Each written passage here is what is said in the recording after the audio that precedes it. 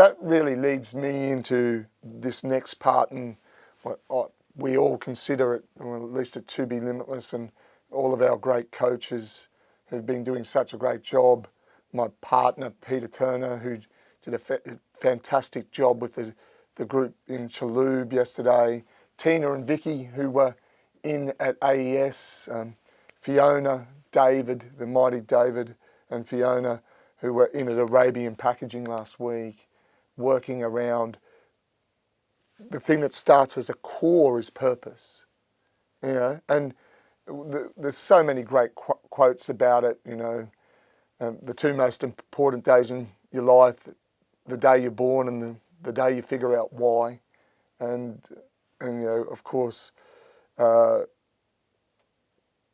we think about, you know, Viktor Frankl and all of these different insights around why the why is so important. And the fourth leg of your table, which is really the first leg of your table, is around that purpose piece. And why have you found that why is so important?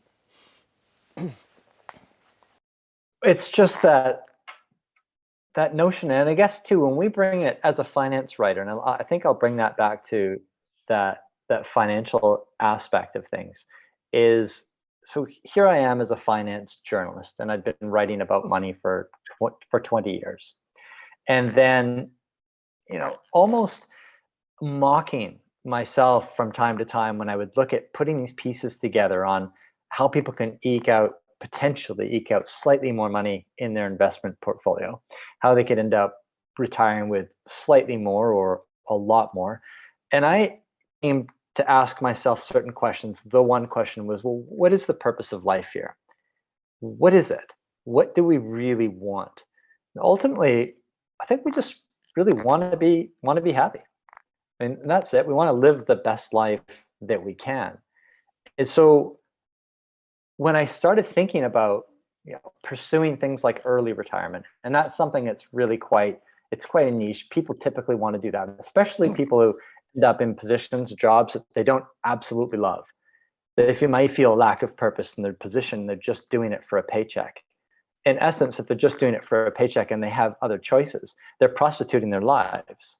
They're prostituting their lives for a paycheck, because your life is finite. Every one of us is actually going to die at some stage. So we are trading our time, right, for a paycheck. So ideally trying to find that thing that we enjoy doing. So when I looked at the concept of early retirement, and I think when I was about 19, that was the first time I looked at retiring early, and I didn't ask why. Why did I want to retire early? Well, I really believe that I would be happier retiring early, that would be better. That would be sort of the goal so many people end up sort of bandying around. But over time, as I was working towards that goal, I realized, no, I didn't believe that would be the case. And now I see and recognize that a couple of things I did, Nick, though, was once I figured this out, I thought a few things. One, I thought, how do I even know that I'm going to reach traditional retirement age? I don't know if I'm going to reach 50. I don't know if I'm going to reach 55 or 70 years of age.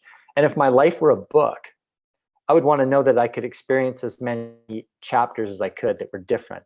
So what I did was I took these mini retirements along the way, because you never know. And it just gave me lots of variety and different things to do. So it ended up just augmenting the experiences that I was able to pack into my little book of life. I've seen also, though, when I give talks and people say, well, Andrew, you're retired, you know, you invested really well. And these days I shoot back, I say, you know, I'm actually never going to retire. I like the Japanese sense of ikigai. The Japanese call it ikigai. It's like a sense of purpose. And the Japanese live a really long time. And one of the reasons they live so long is that they actually continue to work. Now, they may not be working full time. So you may have an attorney, works really hard, and then decides, I'm no longer going to be an attorney. I'm going to find another purpose, something I enjoy that doesn't take as much time, but gives me a reason to get up in the morning. So research suggests that by doing that, we end up living longer. We end up using our gray matter. We end up fighting off. I mean, all of us at some stage can end up with could end up, depending on our genetics, something like Alzheimer's or dementia. But we ward that off. We push that back. We push that further by continuing to work and continuing to think and continuing to feel like we're contributing to society. And I think that's a key there. And so what a lot of these Japanese do is there are these silver-haired centers. And that's what I love. That's what they're actually called. They're silver-haired centers for older Japanese people to go and to find work. So I just love the fact that you could go to a little park and you could find, an 85, 90-year-old guy just sweeping leaves. And that's his job. And he could be a multi-millionaire. But that's what he loves to do, because then he can chat with the people. He can talk to the little children. He can keep that little corner clean of his park. I really like that idea. For me, I don't plan to ever retire. So in a sense, I answer my question, why there? Life satisfaction. Why do I want these things? Because I want life satisfaction. How can I ensure that I stretch out my life satisfaction? Is to ensure a sense of purpose. And for me, that would be continuing to work, doing something part-time the rest of my life, if I can. Fantastic. And one of the things about that, and you've already spoken about that, and a great friend of Sam and mine, who was at a dinner we held last week, Ben Corrigan, speaks about security and choice. We want to have security and to be able to make the choices we want. So I feel fantastic when you speak about that, because obviously I don't feel like I've worked a day in my life, because I feel on purpose and want to keep on doing that, and that's a great space to be in.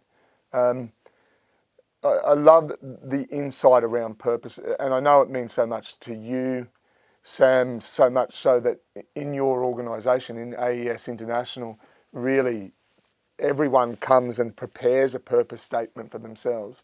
And of course we find they're evolving as well. Any insight around purpose that matters to you? Yeah, absolutely. And we actually have them in our canteen kitchen on a TV, so that we know and understand other people's purposes, and we can encapsulate that within the organisational purpose. But I think it's where Andrew began in terms of what do people really want. They want to live their best life. And that concept of what Ben said, as humans we have our freedom of choice. We can choose what that best life means to each of us. And we need to be very intentional about choosing what that best version of our life means on moving towards better across all the spectrum areas we've talked about. So better relationships, better connectivity, better health, and better finances, better career. And I really love that concept of our best life, best version of company, best version of self. And obviously that's your speciality.